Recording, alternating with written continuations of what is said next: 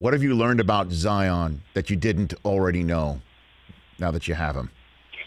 I think more than anything else, we knew he was a great kid. We knew he was all about winning. We knew his parents had raised him incredibly well. I mean, he's a remarkable kid in that he doesn't want to stand out. He doesn't want to be singled out. He just wants to be part of winning and part of the team and one of the guys. And I think what we've seen since we've been with him is the degree to which that's true. I mean, he's uncomfortable when you sing happy birthday to him. It's just a fascinating thing to see a kid that is individually such a phenomenon be so incredibly connected to being of his team. And is he all right physically? Oh, yeah, for sure. Yeah, let's call that hyper cautious. When he went through the process of finding an agent and getting ready for the draft process, he knew he was going to be the first pick in all likelihood. And he just wasn't working out playing 5-on-5 basketball at all. So any of the skill work he was doing was fine, but he wasn't in the kind of cardio condition he would have needed to be.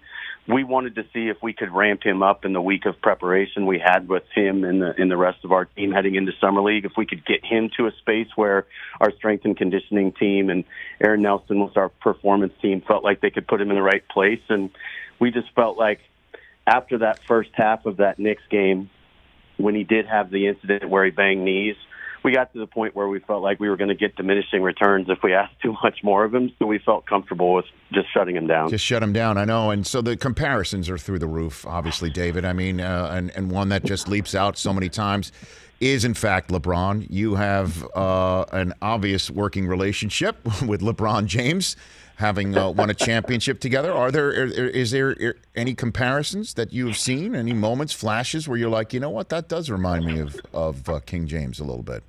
You know, it's funny. I don't see really any of the LeBron comparison other than the fact that he's just bigger, stronger, and faster than everybody else at the same age. I think if he turns out to be a scoring version of himself, the name that stands out to me sometimes is Charles Barkley in his prime and at his most athletic. Charles wasn't this athletic. He was probably a little more of a shooter than Zion is currently. But I think the thing that I'm most excited about with Zion is I wouldn't compare him to anybody. I think he's the first Zion, and I think that's something that's kind of exciting.